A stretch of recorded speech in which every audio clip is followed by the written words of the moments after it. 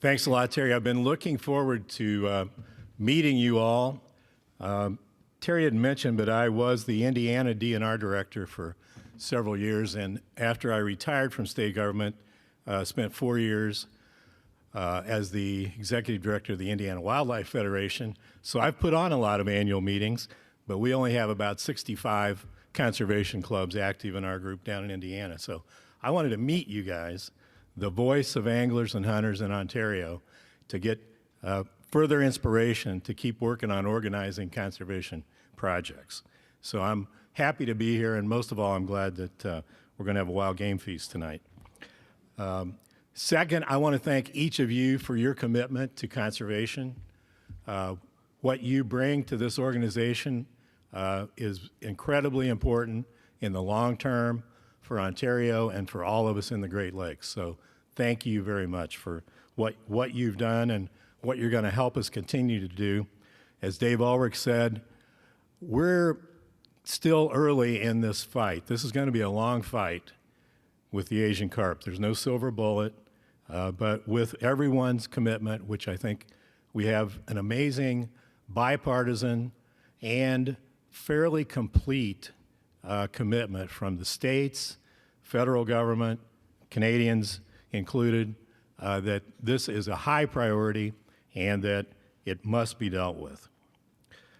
Also, I want to just say thanks to the recent last couple of years. We've had a lot of help from Dave and Eric and their organizations on this side of the lakes.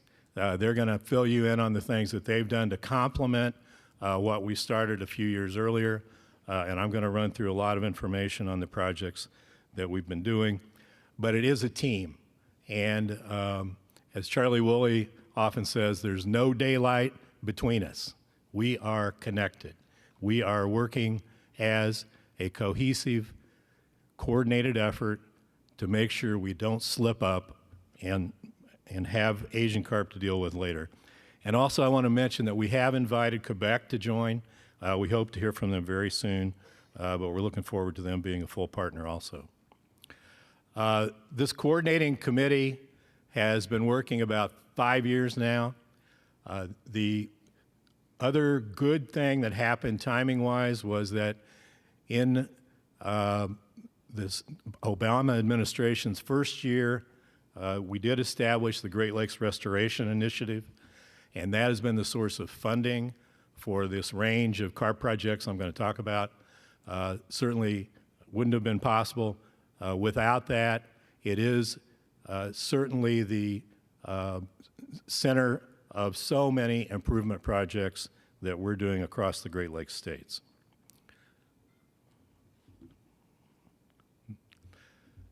Just a quick reminder, the red says that habitat is favorable for both silver carp and bigheads to push way up into Canada. So we all know that we're in this together. This map, the green areas are infested with bighead and silver carp. The yellow dots are grass carp, and to this point, grass carp have not been a focus of the U.S. efforts. I know with help from the Canadian teams, we're putting together a new additional project to go after grass carp. And also the black dots are black carp. They have moved up to the middle of the Mississippi River from their escape in Arkansas like the other fish. So we have black carp advancing a little bit, not a big wave at this point though. The threat, this is the strategy that we've been using and will continue to use. In the main Chicago ship canal, we have an electric barrier system, and I'll describe it in a minute.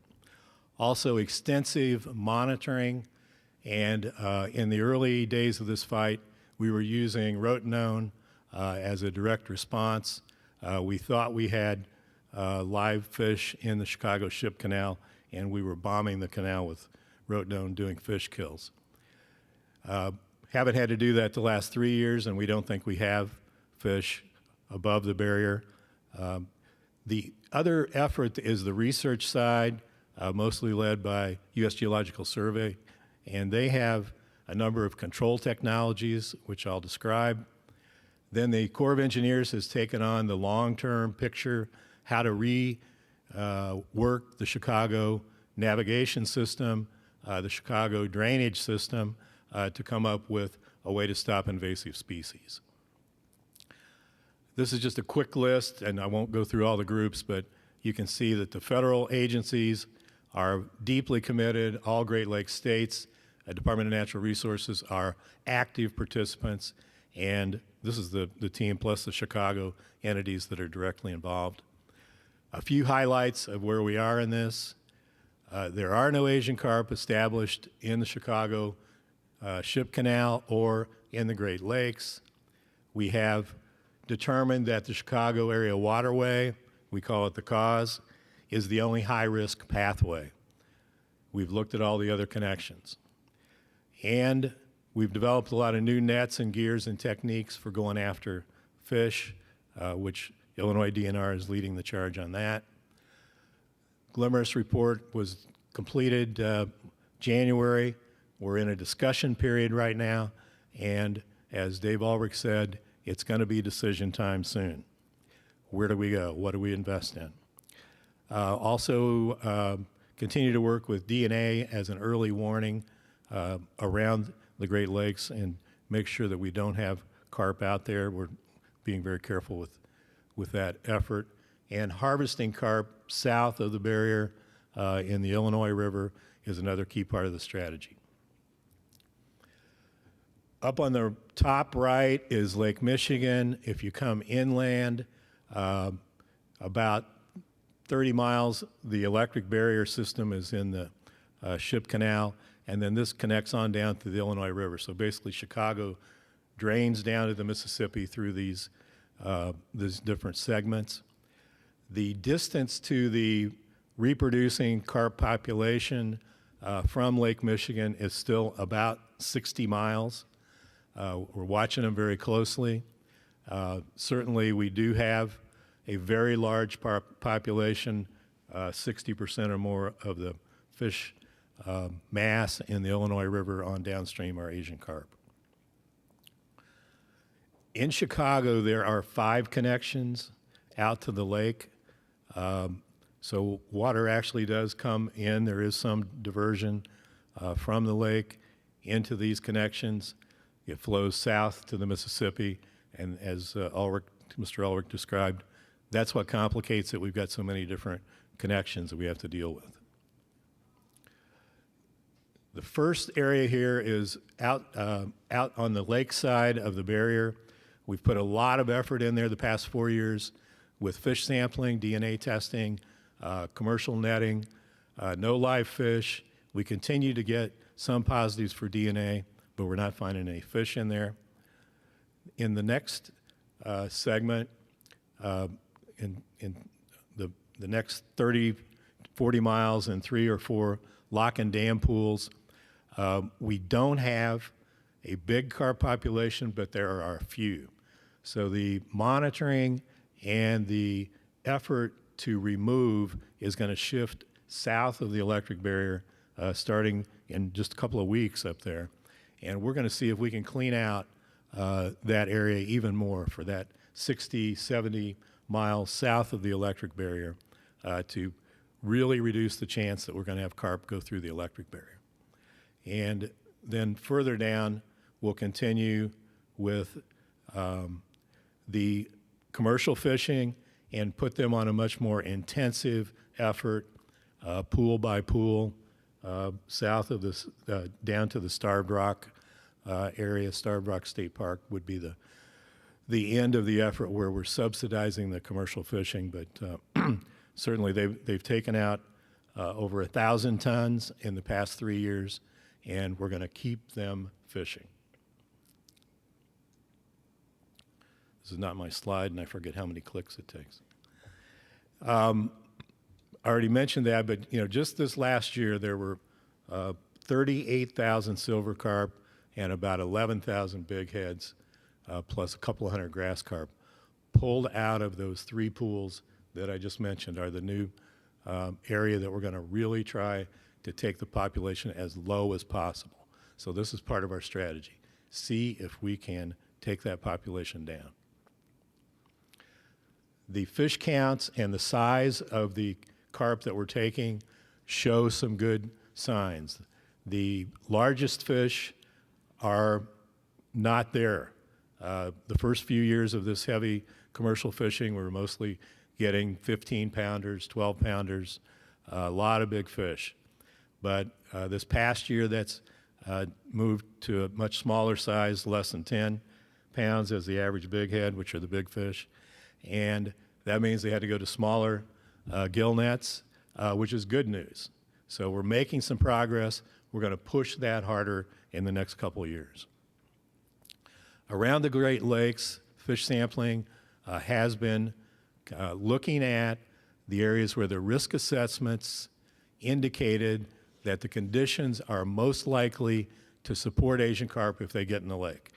They're not likely to cruise the big lake. They're going to head for the tribs. They're going to be in these bays.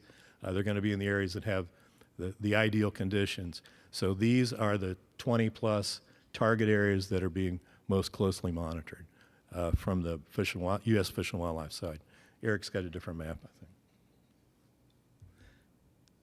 Also similar for eDNA sampling, following that same area, and they did do very heavy sampling in Michigan and Lake Erie this past year. Also some in the Erie-Huron corridor and up in Lake Superior. This is an example of integrated pest management strategy, where the U.S. Geological Survey is combining multiple tools. Went down to the gravel pits south about 50 miles of the electric barrier, where there are a lot of Asian carp, set up water guns to block off the access back out to the Illinois River, fired those guns for a day to drive the carp that are in there to the back of the pits, then went out with attractants, with food attractants that they have developed that are basically, high-powered algae food tablets that they like. Kind of chummed the area with this algae food, and then went in with the big commercial nets. And just in a couple of days, cleaned out a gravel pit area. So I think what we're beginning to do is demonstrate how we can go after carp. We don't want that to be what we need to do in Canada, that's for sure. But I'm just telling you, we're working hard on a strategy of how we're going to work back down the rivers in the U.S. to knock these things down.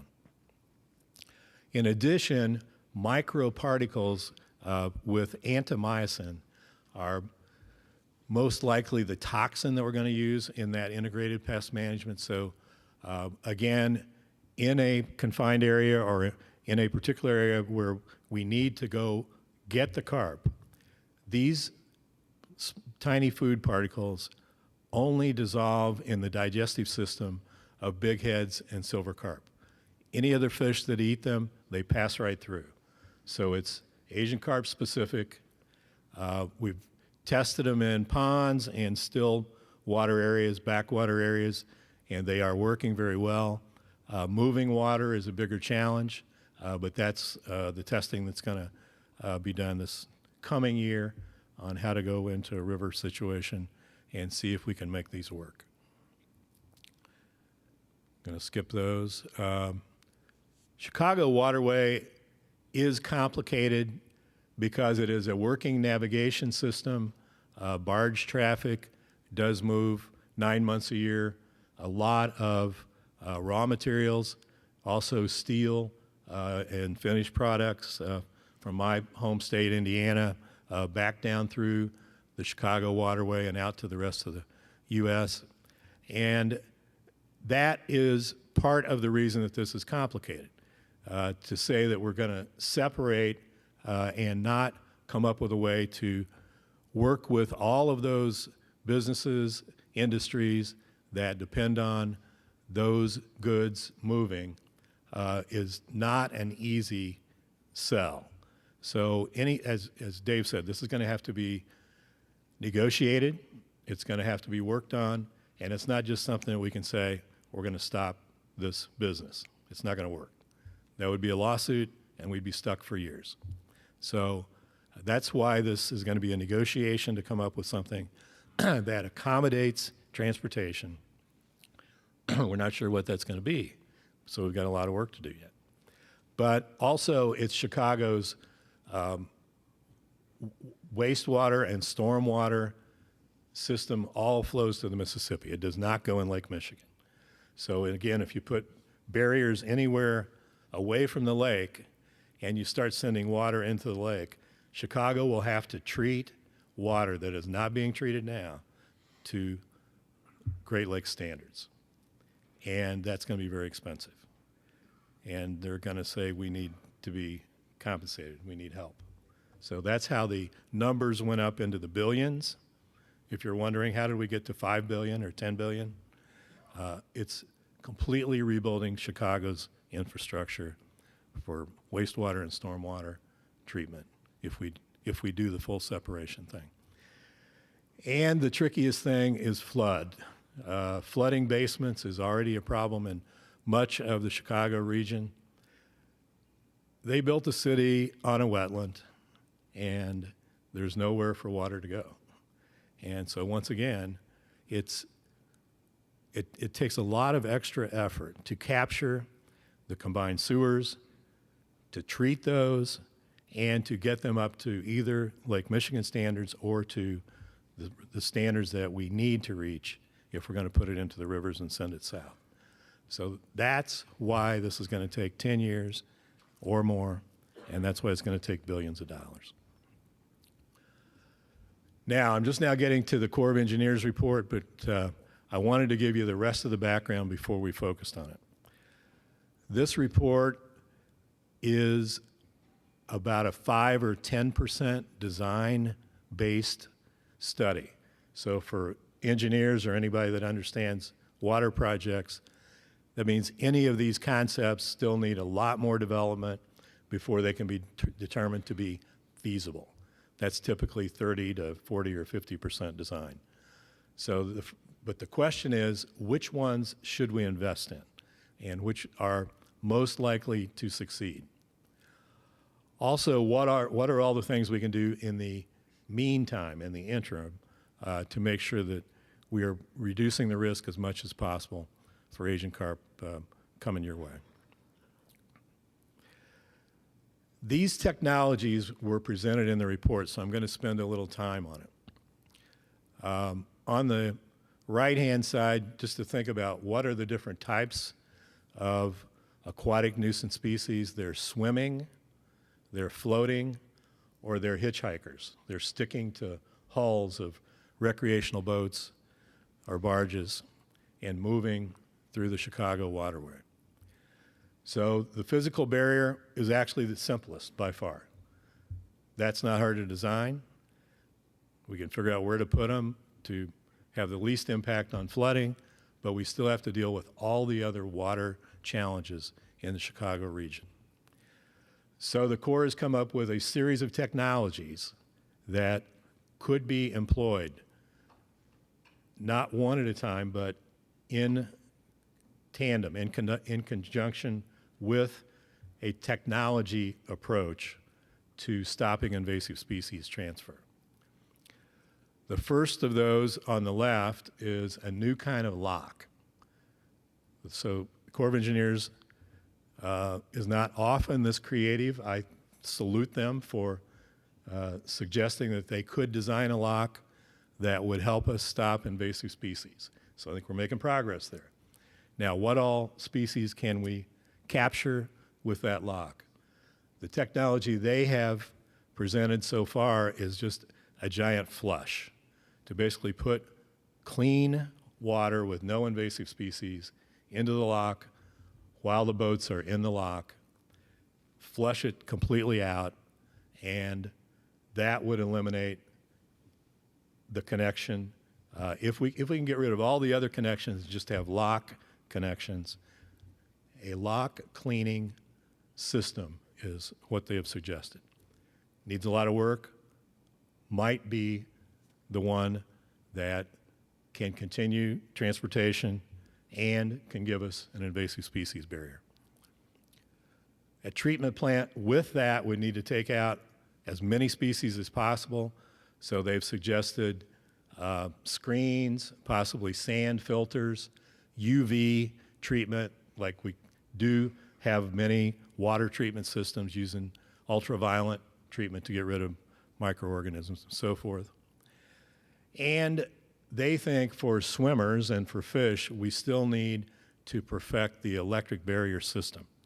They have suggested if we rebuilt approaches to locks so that they had electric barriers designed into those approach channels, that they could be much more effective than just dropping electricity into the limestone cut Chicago ship canal that we have now.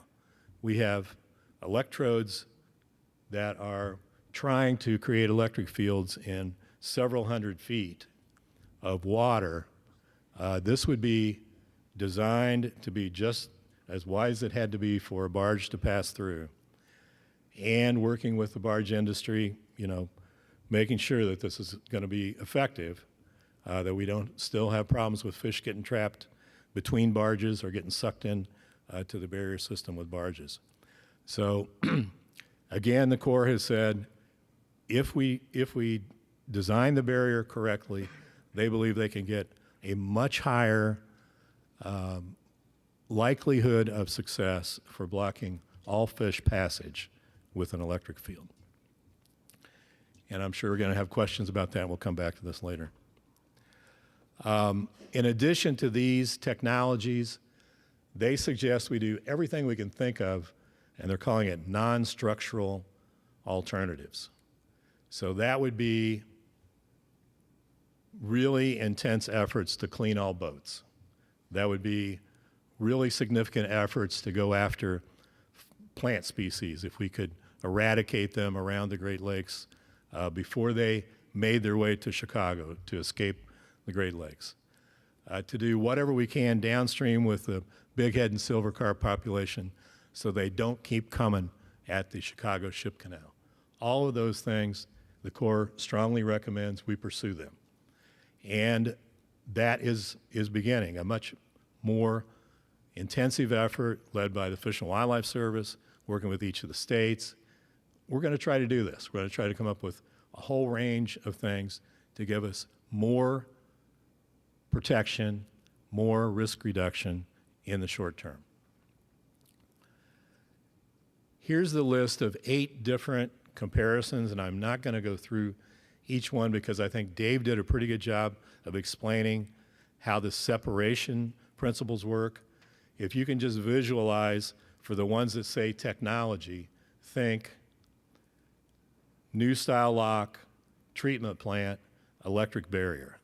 Those are the 3 combined things that they have suggested so far. There might be other technologies that could be added to that that would be more effective. There is work being done on CO2. We know that fish hate CO2. They take off. And in our pond studies and preliminary work with CO2, we think it may be as effective at clearing fish out of an area as electricity or more. So there could be other things that get added to this.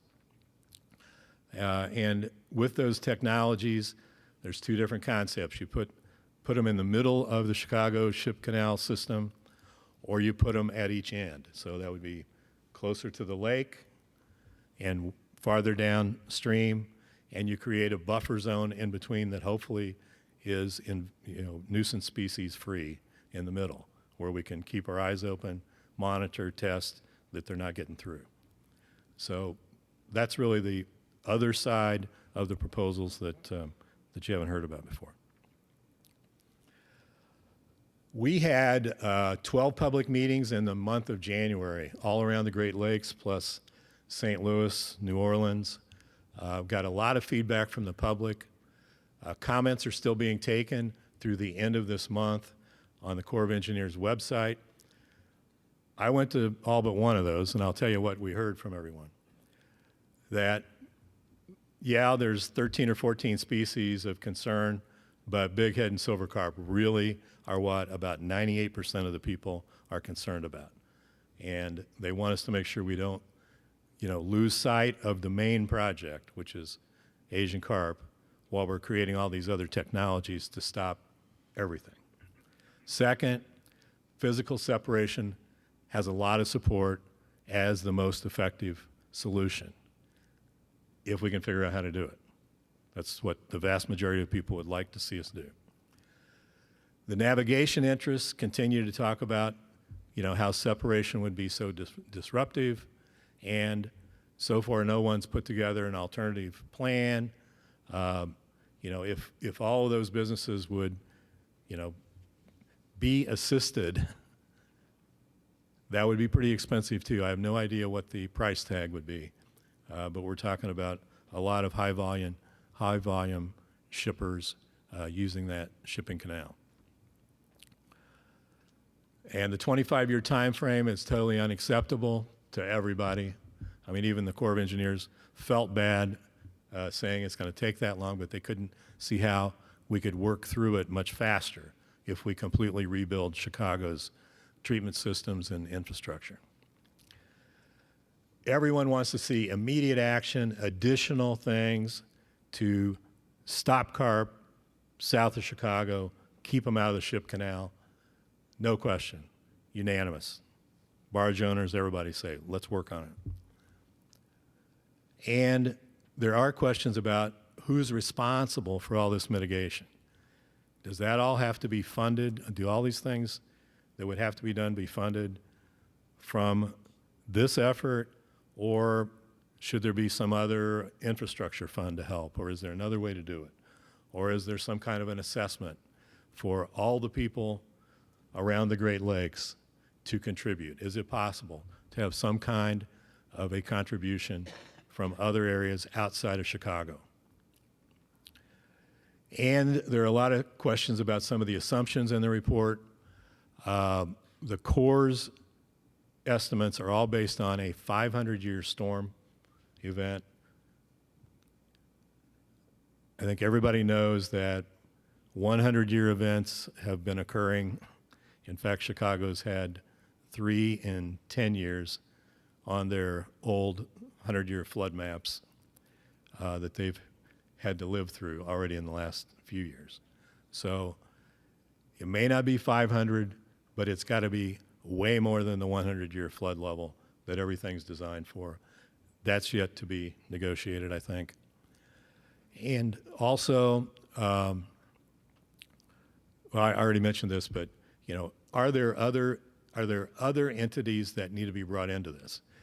Should the Department of Transportation put together, a plan for multimodal connections in Chicago?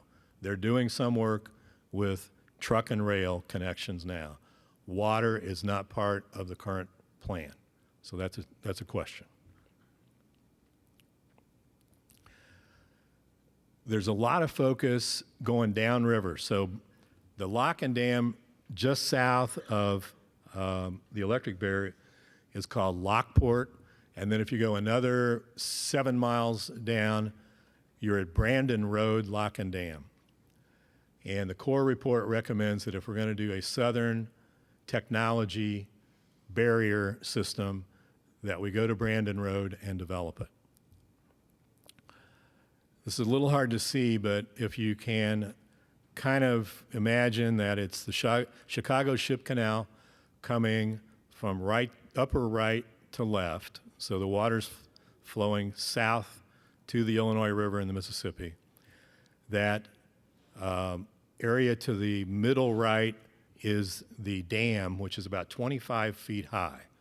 So even though a lot of water comes through the gates, the gates there, it is not, we don't believe that carp can get over that dam, and maybe additional things could be done to make sure that that is the case, no matter how big the flood.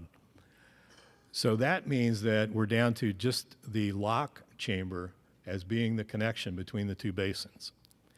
So the Corps is proposing the purple lines in the red section with a yellow center is this newly designed electric barrier as a fish barrier and a long channel where we might be able to incorporate other technologies that would stop other things besides fish before the boat actually gets into the lock.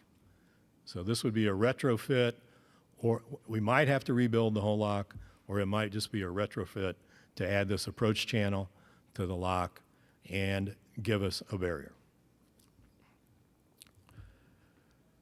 I'm almost done. Sorry to take so long, but trying to share as much as I can because we need your help thinking about this big decision. The Regional Coordinating Committee met a few weeks ago, and we determined that the following things were the priorities for Asian carp, looking at this report. That we really needed to continue all the work that we're doing in the Chicago waterway and to get more intense below the barrier. So as I mentioned, we're going to intensify and spend, a much bigger chunk of our resources, several $1 million, on that section below the electric barrier. Second, the Brandon Road Lock and Dam is the right pinch point. It is the bottleneck in the system where if we're going to design additional barriers, we think that's where it should be focused, and that we come up with what are the state-of-the-art things that can be developed. We may do a demonstration project in the short term to prove some of these technologies there. That could be, that's how the electric barrier started out 12 years ago. They called it a demonstration project. The first one they put up wasn't strong enough. They had to build a stronger one. But that could be the thing that we do first. So our group thinks that's where we ought to spend money in the next 2-3 years, focus it there, and do the demonstration projects there. And as I mentioned, implement all of the non-structural actions that we possibly can.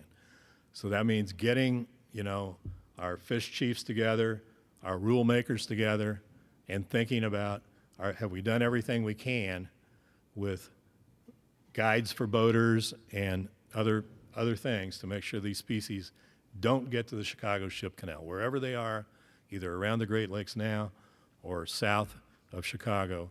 How do we keep them from moving up and threatening these areas before we get them further protected? And then to fully support the advisory group project to develop a regional consensus with as many stakeholders involved as possible. And I want to thank you all for allowing Terry Quinney to participate in that process for the last 3 years. He's been a great contributor. We need his help, and we need other folks from Canada to help us as we move forward with this. A quick thing that I should have had earlier in the slides, but we added it at the end. We did look at all the other connections where we have either open water or seasonal flood stage connections from New York to Minnesota. There were 18 of those that were identified, and only 3 came up as high or medium risk areas. The high risk area is in Indiana, and my home area that I'm working on very hard with Indiana DNR and the Natural Resources Conservation Service. And later this summer, we hope, we're going to get all the details worked out, we're going to put a new berm in there to separate the Maumee and the Wabash River drainage so that the highest risk area will have a new barrier that we believe will be not a 500-year flood level, but it's going to be much higher than the 100-year level. So we will have a much better protection protecting Lake Erie there. There are 2 areas in Ohio that are getting similar work to come up with the best way to separate. In the Portage Lakes area of Akron and at Killbuck Creek, those are the other 2 that have regular water connections almost every spring. We've got flowing water going both ways in those. No carp nearby, so it's not like the situation in Fort Wayne where we've got a lot of carp 30 miles from Eagle Marsh that we have to keep a close eye on. But someday they could get up to northern Ohio. So we're going to do those 3 as the top priorities. And the others, the state DNRs looked at them. They do not believe that they're really significant risks, or at least no evidence that they are right now. And, I wanted to go back. There is a national carp control plan.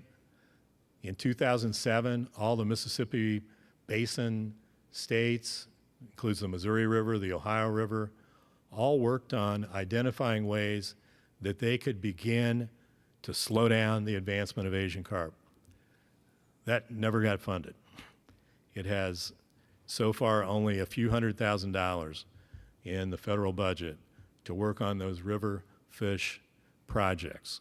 So they've again identified about 15 or 20 actions that they would like to do across those states to beat down the Asian carp population, fish them down, and any other ways that they could keep them from advancing through our rivers and up to our northern lakes coming your way. So that's an area that still needs a lot of work. I've been trying, but we haven't made a lot of progress yet. And just the last thing, if you have any questions later, we've got a website with all this stuff on it, all of the technology things, all of the projects that are research projects for carp control tools and netting and so forth. This is the way to find those. And we're also going to publish a shortcut to that just in a couple of months called the Toolkit, which again, for fish heads, I think you're going to find some really interesting stuff there about what Illinois has perfected as far as what nets are most effective, and some of the other projects that have been done to develop tools. So sorry to take so much of your afternoon with this topic, but it is a big deal. And we are relying on you all to continue to help us. And I certainly know that we have a commitment from Ontario and from your federal folks to stay in this for the long term. It's going to take us a while, but I'm very optimistic that we can hold them. Thanks.